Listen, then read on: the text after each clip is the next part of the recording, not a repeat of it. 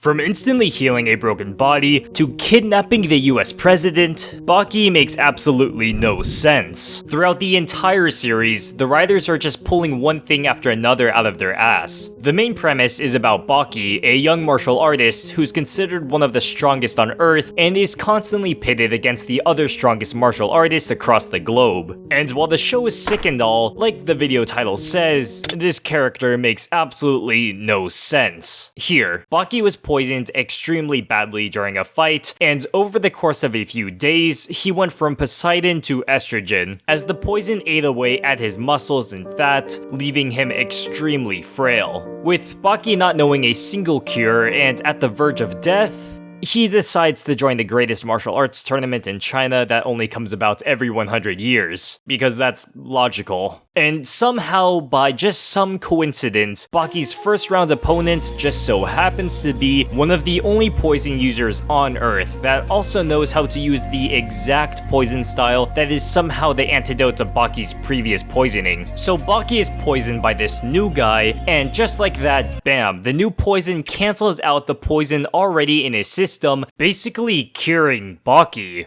What?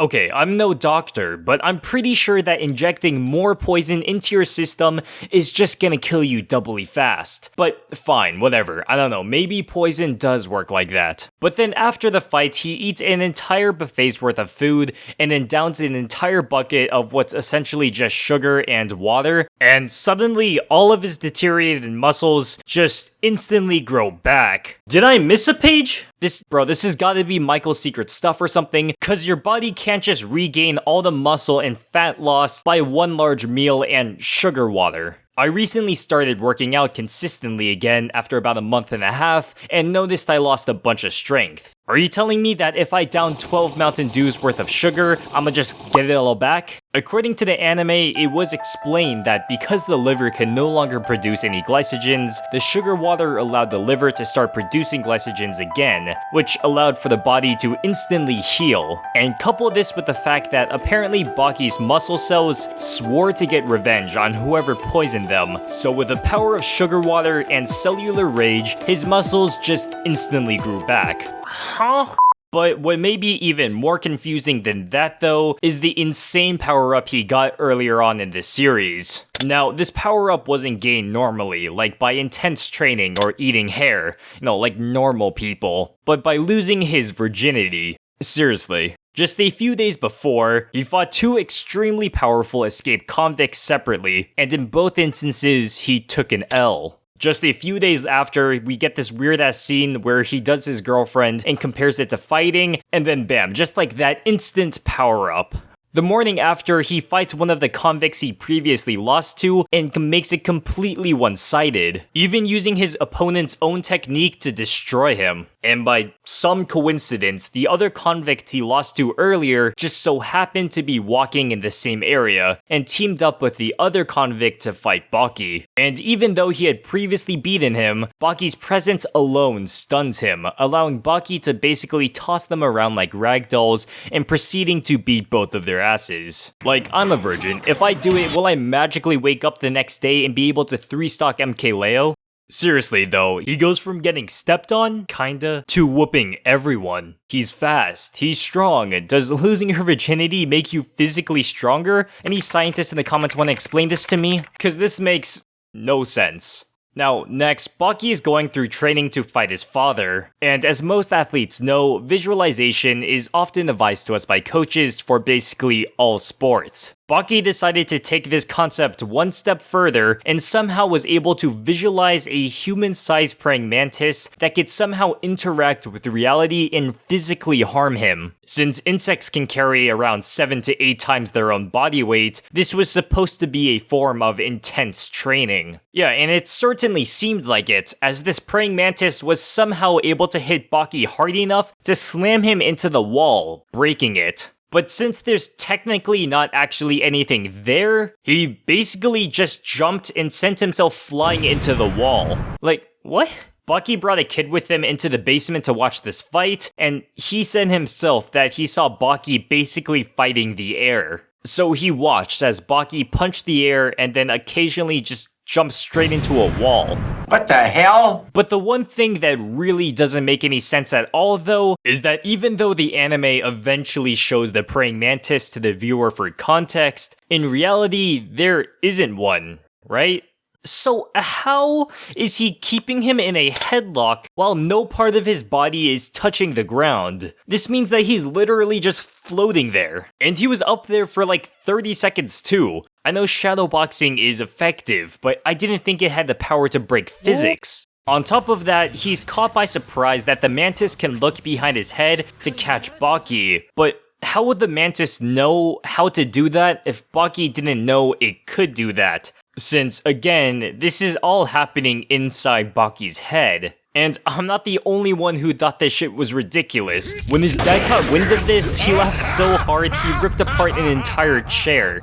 Now, next, in order to further his training to fight his dad, he planned to be purposely imprisoned so that he could specifically fight Biscuit Oliva, the physically strongest man on Earth. But you can't really decide what prison you're gonna get sent to, so in order to be sent to the right prison, the Arizona State Prison, he came up with the ingenious plan to kidnap the US president so that he can make demands. Even with the crazy amounts of security, Baki literally just runs up and grabs him, and is somehow able to carry him all the way to a nearby hotel without anybody realizing it until after he was gone. Baki had to be going like Sonic levels of speed to do all of this without anyone noticing. Also, what led to Baki coming up with this plan to kidnap the president? I'm almost certain just committing a random crime in Arizona is far easier and significantly less nefarious than doing this. And after just a few days in prison, he wanted to see if he could escape. So he makes a break for it. And then all of a sudden turns into an Olympic gymnast with a Sharingan, as he scales down the building through using the rails as the guards start shooting at him. And I don't know how he does this, but he's able to dodge the bullets without even looking at where they're coming from, and then embraces his inner gymnast and starts dancing around the bullets.